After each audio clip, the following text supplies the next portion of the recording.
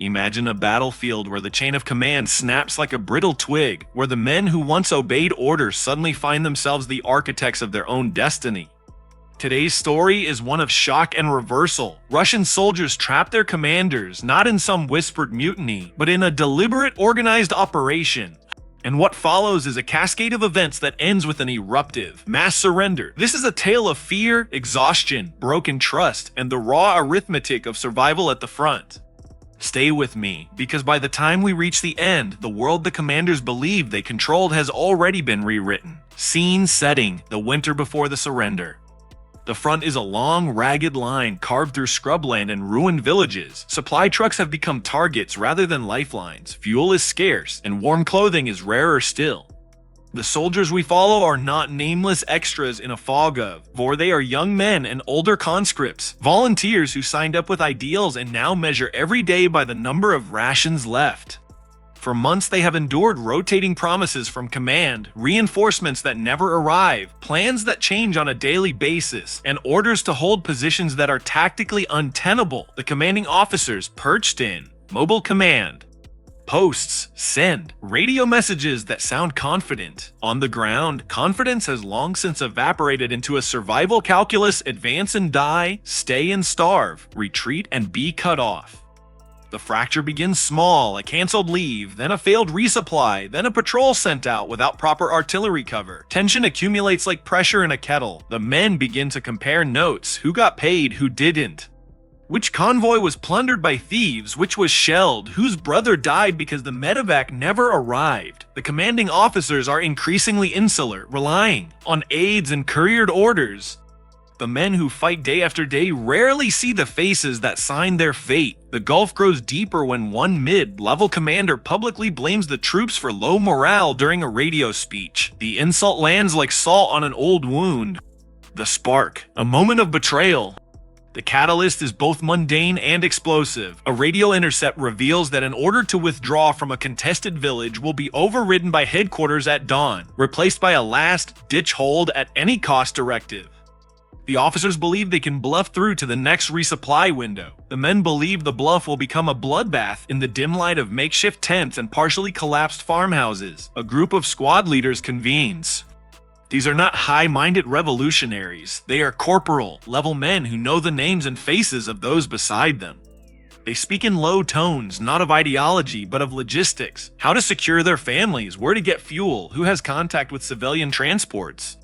Their conversation drifts to command behavior, arrogant orders, abandoned outposts, and a growing pattern. Commanders who issue directives from relative safety while troops take the worst of it. This small meeting, held beneath a statue that once commemorated a local poet, becomes the plan's incubator. They decide to trap their immediate commanders, not to assassinate, not to create chaos, but to force a negotiation. The aim is narrow: immobilize. The officers seize the radios and transport keys, demand humane withdrawal conditions, and ensure safe passage for those who surrender. It is a gamble calibrated by desperation and discipline. If they are seen as mutineers, the punishment could be swift and brutal. If they succeed, they might save hundreds of lives. The execution, precision born of exhaustion. The operation unfolds like a darkly improvised ballet. At dawn, when the commanders conduct their morning briefings behind sandbags and GPS units, teams slip into the command area under the pretext of delivering reports and ammunition manifests.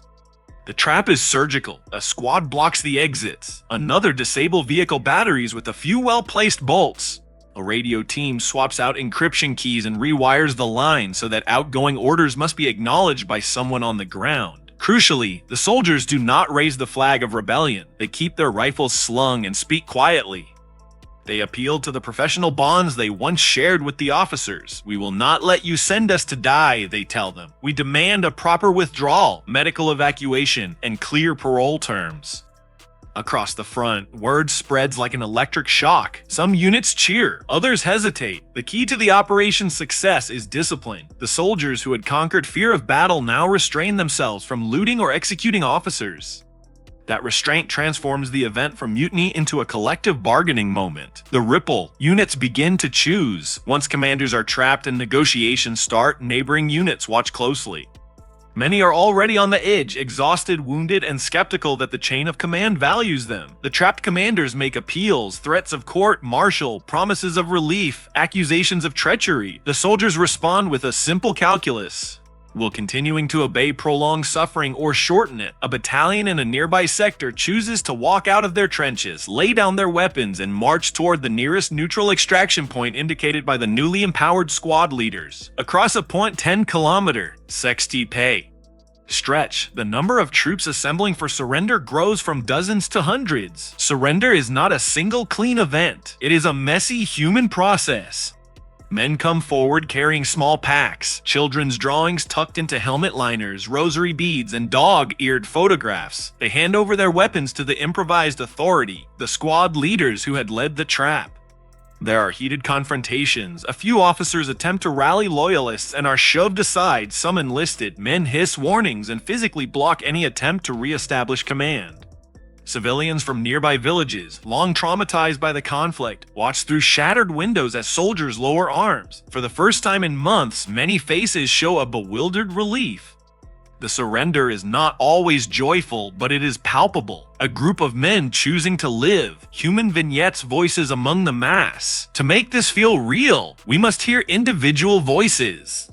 There is Sargai, a 30-year-old conscript who signed up promising a stable wage and returned with frostbitten toes and a stomach tied in knots. He carries a letter from his wife begging him to come home.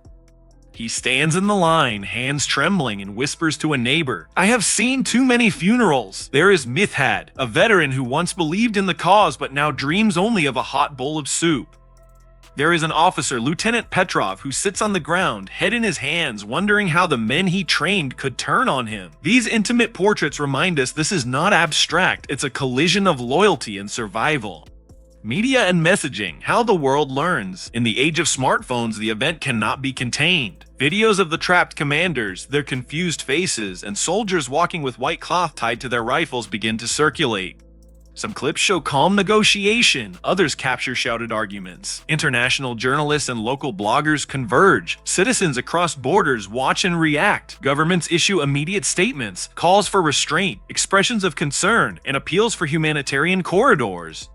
Social media fractures along ideological lines. Some hail the soldiers' act as brave, others condemn it as treasonous. The messaging battle is nearly as intense as the physical. One each side, every taint number physical. Trying to shape the narrative, are we witnessing a moral stand or the collapse of a military order? Negotiation, fragile, pragmatic, fast. The improvised leadership that emerged during the trap faces a sudden, brutal set of choices. They need guarantees, safe conduct, medical evacuation, and immunity from summary execution. They need to prevent a bloodbath that could arise if higher command tries to retake control by force. In response, senior figures. Some from neutral humanitarian organizations, others from the highest echelons anxious to avert scandal open channels. The talks are messy, there are threats, tearful pleas, and the exchange of names and lists. The soldiers demand that certain local commanders be relieved and replaced with officers acceptable to the troops or by neutral overseers. The commanders demand unconditional disarmament and assurances that they would not be harmed. At the heart of the negotiation is a stark arithmetic. Who controls the radios controls the story. The soldiers who trap the commanders insist they will maintain radio silence until their terms are at least partially met. That silence becomes bargaining leverage. Meanwhile, humanitarian organizations lobby for safe medical routes. International observers push for access to take wounded civilians and soldiers out. In the end, fragile agreements form, phased withdrawals under monitored conditions, the release of prisoners, and a halt to punitive operations against those who surrendered. The mass surrender eruption and scale. What begins as a handful of units choosing to defy orders swells into a wider collapse. Countless factors converge: disease, hunger, lack of ammunition, and the psychological weight of seeing neighboring units surrender without immediate reprisal. In some sectors, entire brigades step away from the front and file toward designated collection points. The scene is surreal, columns of exhausted men moving with their hands unclenched, officers trailing or walking with them, sometimes forced into shared custody. The surrender is neither heroic nor shameful in the cinematic sense, it's pragmatic. Men who once trained together now march together toward an uncertain ceasefire. there are darker corners. In some places, the surrender triggers violent reprisals, not from the trapped commanders who are now under guard, but from rogue elements and criminal gangs that exploit the chaos. Looting spikes, isolated skirmishes break out as control evaporates in areas far from the negotiated zones. The improvised councils that emerge to negotiate are forced to act quickly to maintain order, establishing ration distribution, designating medics, and creating temporary codes of conduct. This improvisation is what keeps the eruption from becoming total anarchy. International impact, contagion of precedent. The spectacle of rank and file soldiers successfully immobilizing commanders and extracting concessions reverberates beyond the immediate theater. Other units, hearing of the success, begin to consider their own options. Governments sympathetic to the trapped commanders cry foul, warning of a contagion of disobedience. Opposition groups and diasporas cheer what they frame as a popular repudiation of failed strategy. Analysts debate whether this is a localized breakdown of morale or a signal of systemic rot. The political class is forced to answer uncomfortable questions. Can a centralized war effort survive if ground troops can veto orders?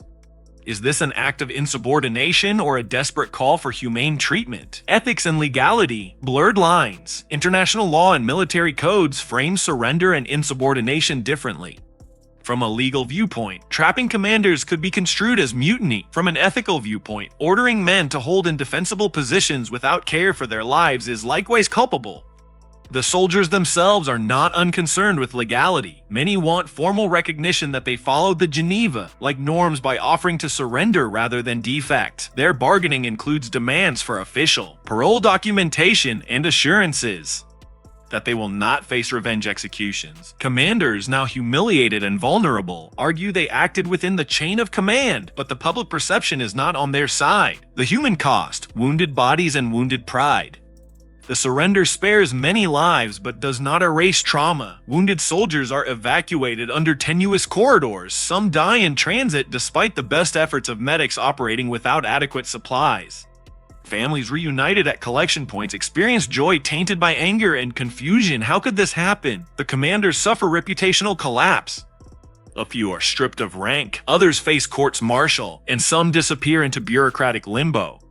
For many lower-ranked soldiers, survival brings a complicated aftermath, homecomings that include suspicion from local communities, and a bureaucratic maze to reclaim pensions and recognition. The social fabric around these men will bear scars for years. Aftermath politics, who benefits? Political opportunists emerge quickly. Opposition figures seize the moral high ground, promising accountability and reform. The central government portrays the event as a security breakdown caused by traitors or foreign agitators. International mediators who helped facilitate the withdrawal gain soft power points, but they also incur risks. Their perceived neutrality is tested when rumors claim they favored one side. The longer-term question is institutional. Will military reform follow, or will the event be papered over with temporary dismissals and a return to the same patterns that birthed the crisis? History shows both paths are possible. Some militaries adapt,